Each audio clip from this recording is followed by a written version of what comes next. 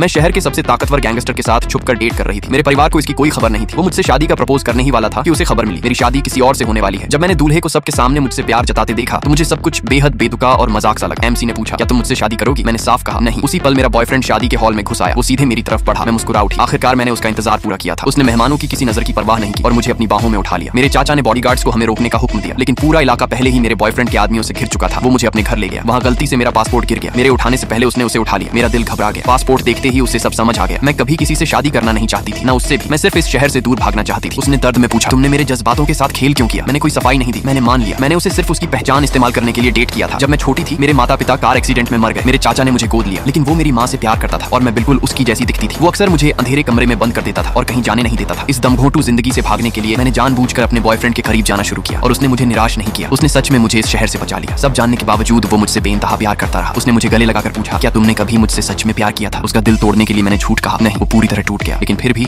उसने मुझे खुद ड्राइव करके छोड़ दिया, क्योंकि वो मुझसे सच में प्यार करता था और मुझे वो आजादी देना चाहता था जो मैं चाहती थी। जाने से पहले मैंने उसे गले लगाया ताकि वो मुझे भूल सके, लेकिन मेरे जाने के बाद वो दर्द में जीता रहा। जब उसने मेरी एक पुरानी पेंटिंग देखी वो फूट फूट कर रो पड़ा। उस पेंटिंग में मेरे जख्म छुपे हुए थे। उसे अफसोस हुआ कि वो मेरा दर्द पहले क्यों नहीं समझ पाया। उसके छोटे भाई ने कहा, उसे ढूंढो, लेकिन हमने जाते वक्त सारे कॉन्टैक्ट मिटा दिए थे। जब वो पूरी तरह टूट चुका था तभी मेरी बेस्ट फ्रेंड उसके पास आई। वो नहीं चाहती थी कि मैं इतना अच्छा इंसान खो दूं। उसने चुपके से मेरा नया पता उसे बता दिया और कहा, मैंने हमेशा उससे प्यार किया है। ये सुनकर उसने हिम्मत जुटाई और मुझे ढूंढने निकल पड़ा। जब वो मेरे आर्ट स्टूडियो पहुंचा मैं नई पेंटिंग टेक्निक सीख रही थी। पेंटिंग पूरी करते ही मैं थककर बेहोश हो गई। वो वक्त पर मुझे पकड़ लिया। वो मुझे अपने घर ले गया और प्राइवेट डॉक्टर बुलाया। डॉक्टर ने कहा, लंबे समय तक कंट्रोल में रहने की वजह से मेरे शरीर के जख्म ठीक होने में कम से कम 6 महीने लगेंगे। वो खुद को दोषी मानने लगा। उसने वादा किया, मेरे परिवार को हर कीमत चुकानी पड़ेगी जो कुछ उन्होंने मेरे साथ किया।